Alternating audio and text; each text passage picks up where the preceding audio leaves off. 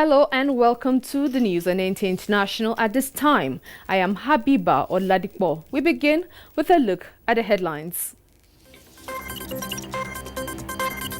Nigerian Center for Disease Control interviews 6,000 people amid spread of COVID-19 in Nigeria.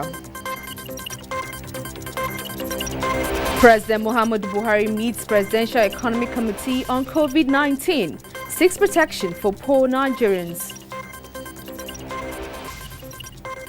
Plus, civil society organizations commend federal government conditional cash transfer to vulnerable Nigerians.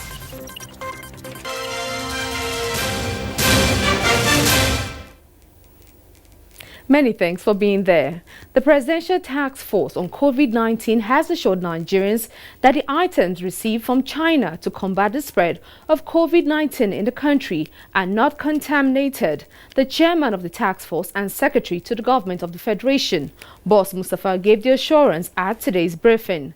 The task force also said about 6,000 persons are currently being interviewed by officials of the Nigerian Center for Disease Control, saying they are those who had contacts with infected persons.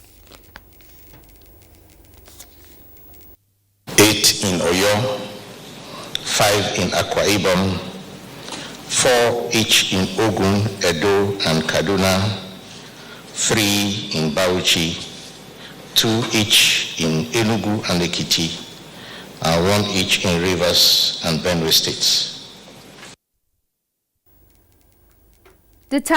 There was also a clarification on the 4-hour window for markets to open during the lockdown. The task force said only food markets close to neighborhoods and not big ones in the metropolis are permitted to open between 10 a.m. and 2 p.m.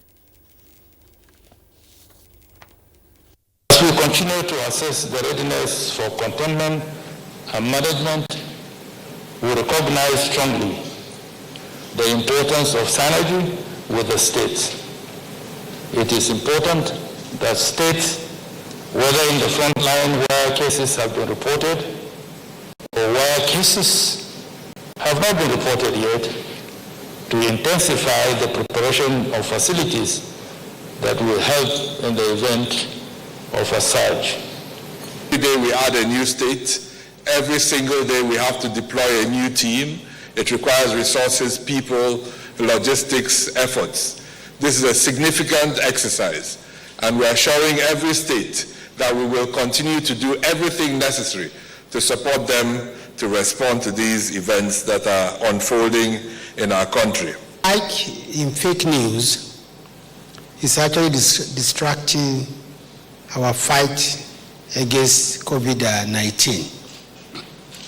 And I think this is quite unhelpful. It's been trending on the social media that the equipment and aid that we receive from China, from Jack Ma, they've all been infected with the virus. This is not true.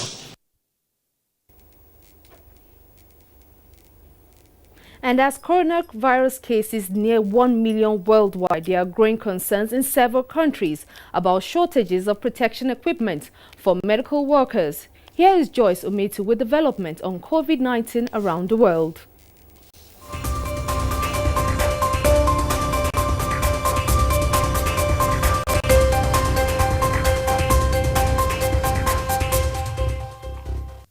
In the next few days, the world will see confirmed COVID-19 cases reach 1 million and death tally may climb to 50,000. The chief of World Health Organization, Tedros Adhanom Ghebreyesus, noted this on Wednesday. The WHO situation dashboard indicated that the pandemic has killed nearly 50,000 people globally, as over 900,000 infections have been reported across 203 countries. And nearly 200,000 are said to have recovered. Africa now has a total of 49 countries affected, reporting over 6,000 cases, over 200 deaths and nearly 500 recoveries. The World Health Organization warns that Africa, Central and South America, which has relatively fewer confirmed cases so far, could see serious social, economic and political consequences of COVID-19. Meanwhile, the West African Health Organization has distributed over 3,000 diagnostic test kits to 15 ECOWAS member states. The organization says it has strengthened the capacity of all its members. They have also conducted several other regional training on risk communication, emergency operations, and a simulation exercise for the regional rapid response teams. In other news, Kenya says the country will receive $50 million from the World Bank to fund efforts intended to prevent the spread of coronavirus. Kenya's health minister has said the amount will be used to procure protective gear for health workers, hand sanitizers, as well as increasing bed capacity in hospitals. Let's look at the U.S., where there have been 884 deaths in the past 24 hours. A new record. It takes the total deaths there to more than 5,000. President Trump has admitted that the government's strategic reserves of protective equipment and medical supplies to combat the coronavirus are nearly exhausted. Similarly, the UK Prime Minister Boris Johnson says coronavirus testing needs to be increased massively. This is how he said the UK would defeat the virus. Still in the UK, Addenbrooke's Hospital in Cambridge has become the first in that region to use a much quicker test for staff and patients, known as Samba 2. It gives a result in just 90 minutes. Meanwhile, British Airways is set to suspend 36,000 staff until the coronavirus crisis is over. And a glimmer of hope, as there could be promising signs coming out of Italy, the worst affected country in terms of deaths, where fatalities have now dropped to their lowest daily figure in nearly a week. The country will now be the first to receive financial help from the European Union. This is to make up for the reduction in wages and to preserve jobs amid the economic havoc wreaked by coronavirus restrictions. While Spain's death toll has risen by 950 in a single day. It brings the total there to over 10,000, the second highest in the world, behind Italy. In Russia, the number of cases has risen by almost 800 over the past 24 hours, and that's the biggest daily jump there. And these are some latest developments on COVID-19. We'll bring you more updates as they unfold. I am Joyce Umetu.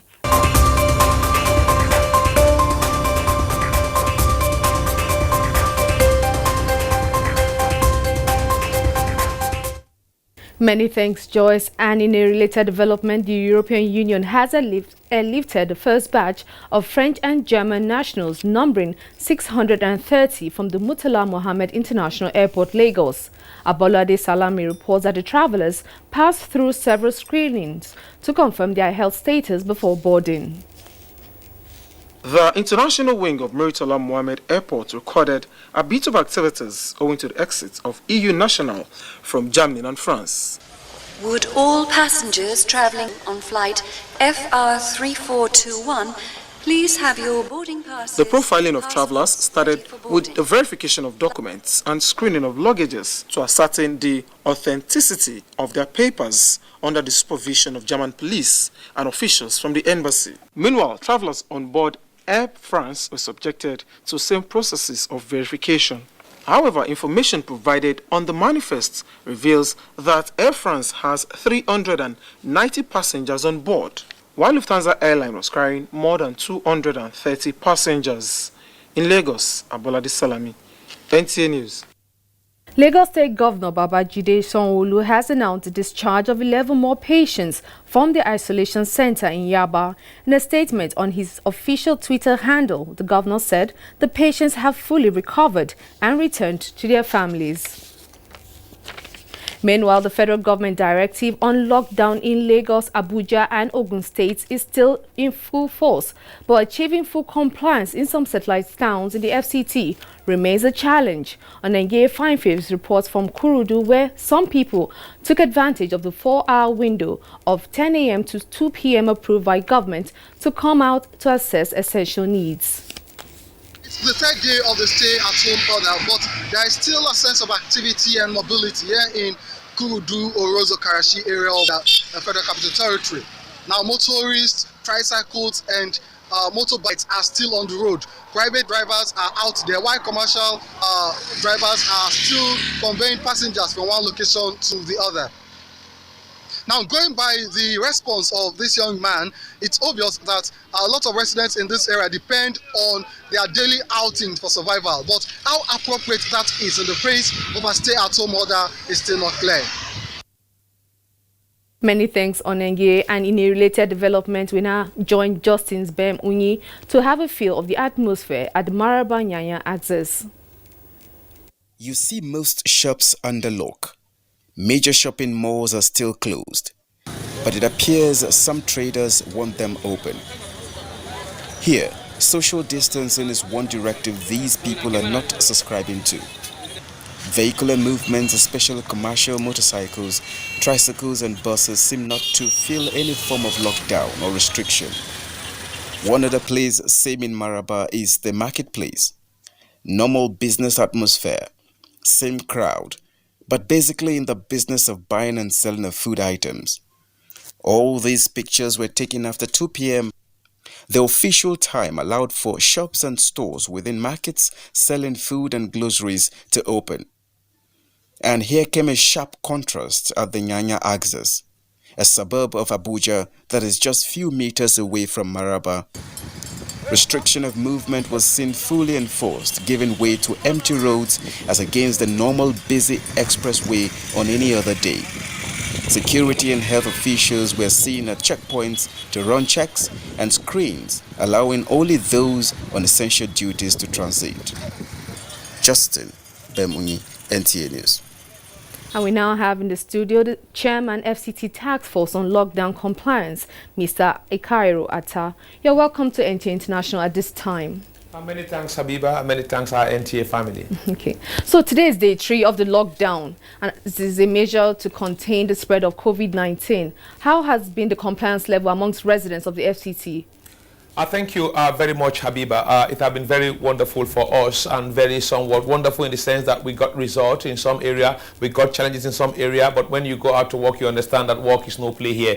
And Habiba, putting it very clearly here, you cannot pinpoint the compliance level in terms of percentage in Abuja as a whole. You can only put it based on district by district, location by location. And I'm proud to tell you that in the city center, here we have like where we have NTA now in Gariki, the CDS, the Maitama, the Wuse, Asukura and others, compliance level is very, very high, about 95% here. But when you start to go to some satellite towns like Karu, you find it very nice. Some part of Kubo are very good here. When you now go dig deep into areas like Mpape, areas like Karishi, like Orozo, you start to see it within the context of about 40 to 50% compliance in all the contests here. I think the compliance level for me is improving, it's encouraging, because those are the suburbs are largely believing, Habiba, that they don't have anything with coronavirus, that in Abuja what we see in coronavirus, likely those who can fly, who have been in Europe, who are coming into the country, that's the perception they have out there. But we are still conscientizing them,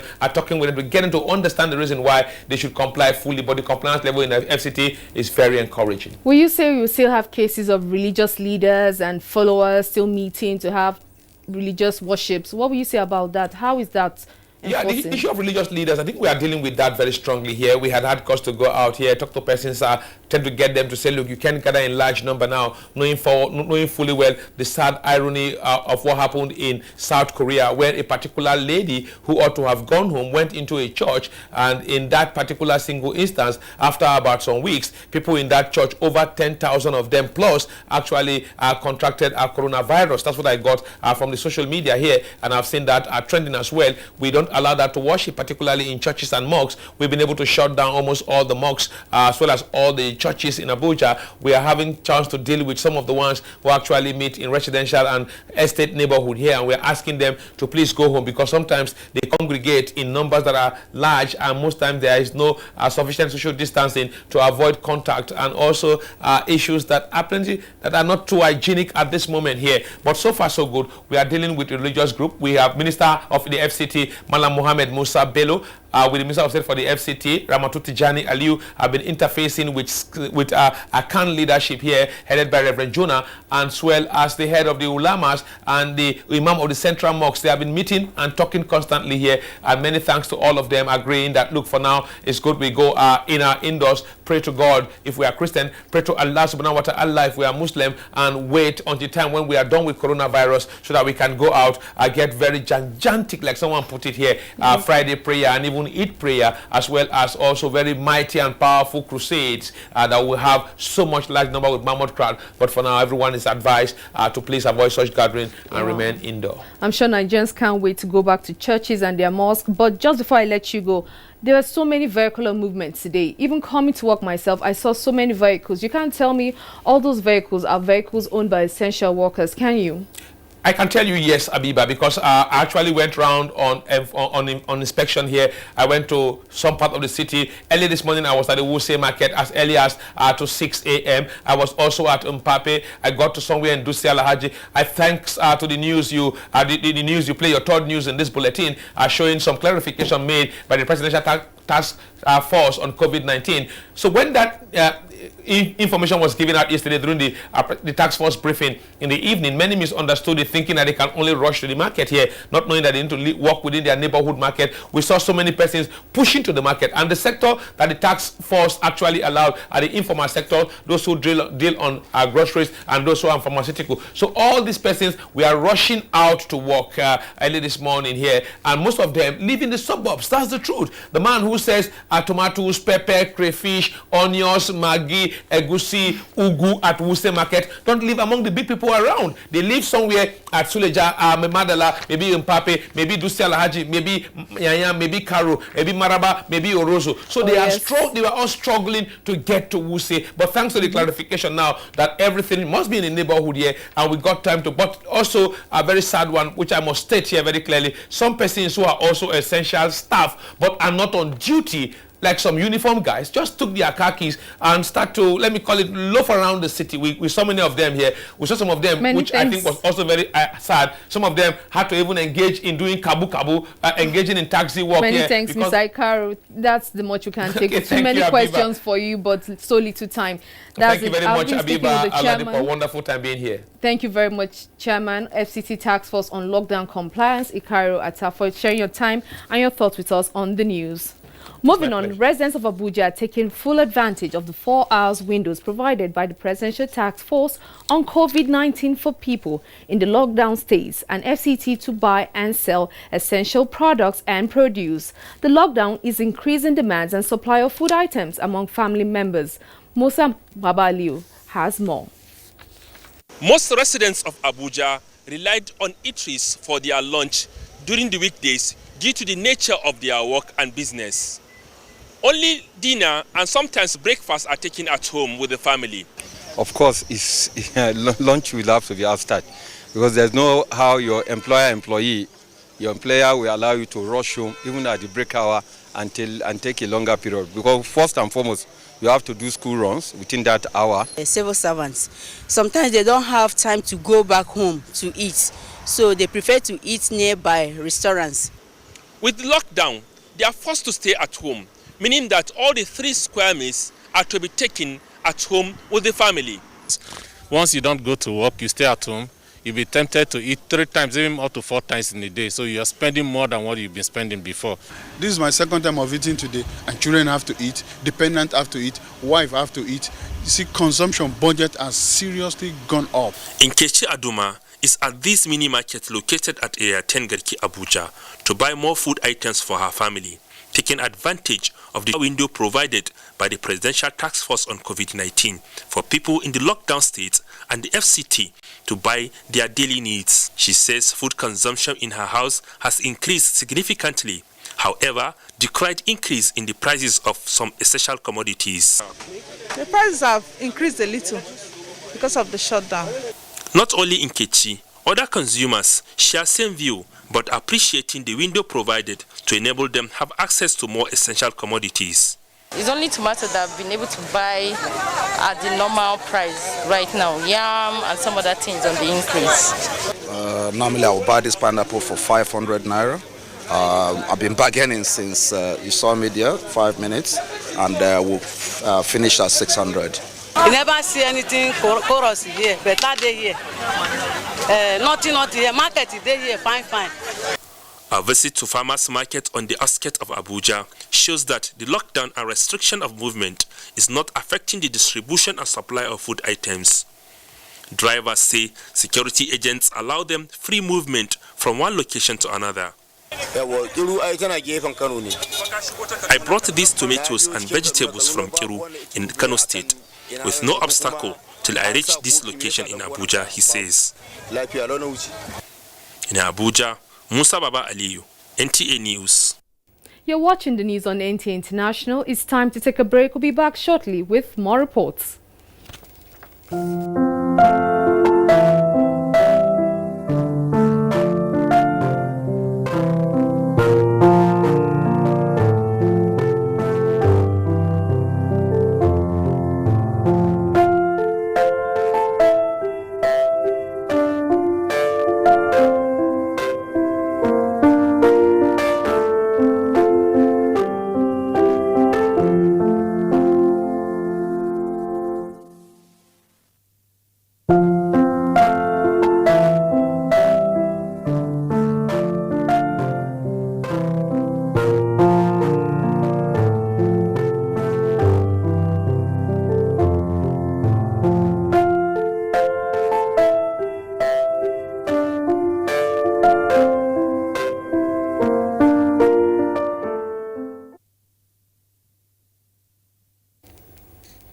Many thanks for being there. As Nigeria sustains efforts towards containing the coronavirus pandemic, President Muhammadu Buhari insists that value must be retained within the economy, while the poor and vulnerable remain protected.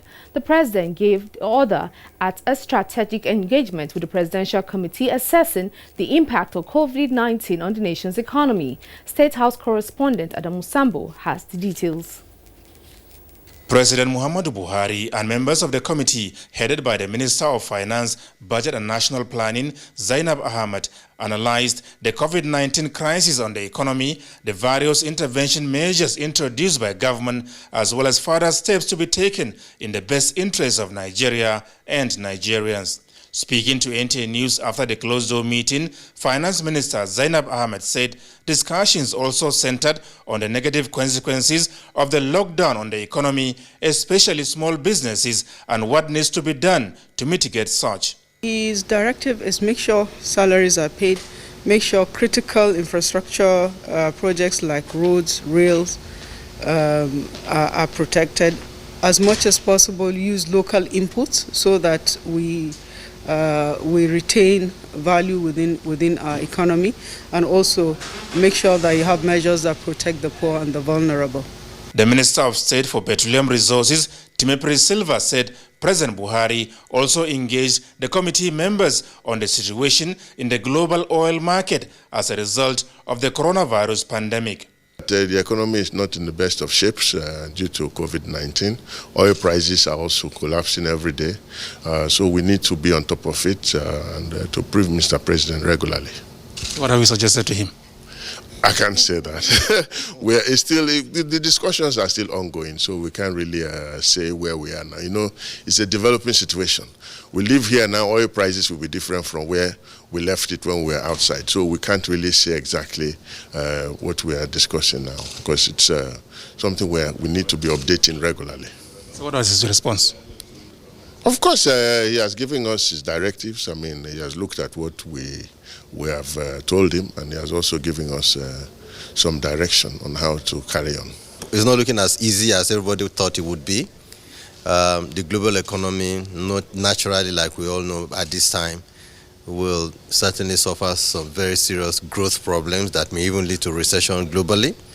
So what we want to do is to see what can we do as a country to rescue our own situation so we don't go the direction many will go.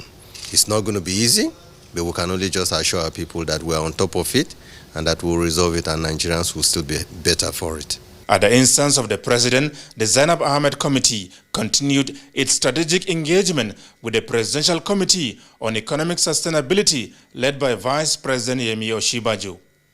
From the State House, Adamu Sambo, NTA News. Meanwhile, the Economic Stability Committee, headed by the Vice President Yemi Osinbajo, held its inaugural meeting this Thursday in Abuja. The committee, recently constituted by President Muhammadu Buhari, is looking into how to develop and implement strategies to alleviate sufferings of Nigerians at this time. State House correspondent Jide Onifade reports.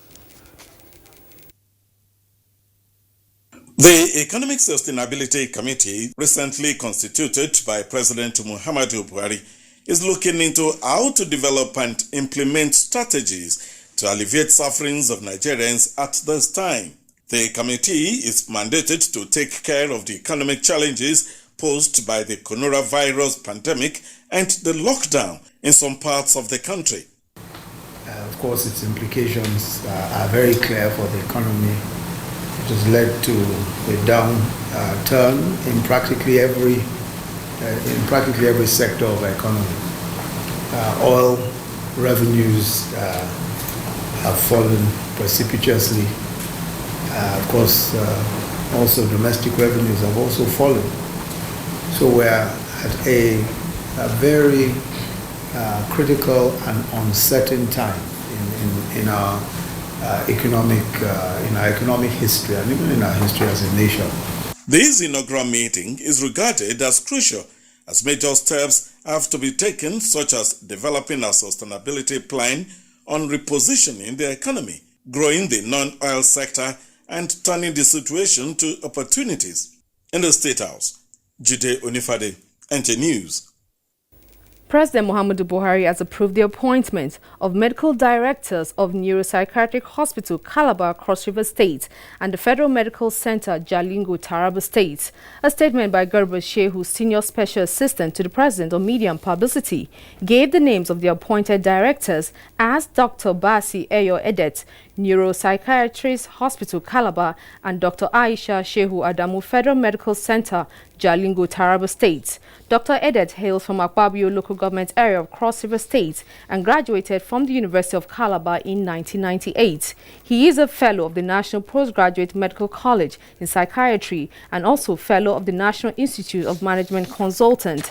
His appointment as medical director for initial term of 4 years takes effect from March 25, 2020. While Dr. Aisha Shehu Adamu is a consultant, physician, gastroenterologist and hepatologist. She hails from Caribbean Lamido local government area of Taraba State and graduated from the University of Maiduguri in 1997. She completed her residency in 2008 and received fellowship of the National Postgraduate Medical College. Her appointment as medical director for initial term of 4 years takes effect from March 25, 2020. And global sports calendar continues to be readjusted amidst coronavirus pandemic. Kene Emabodike tells us more on sports updates.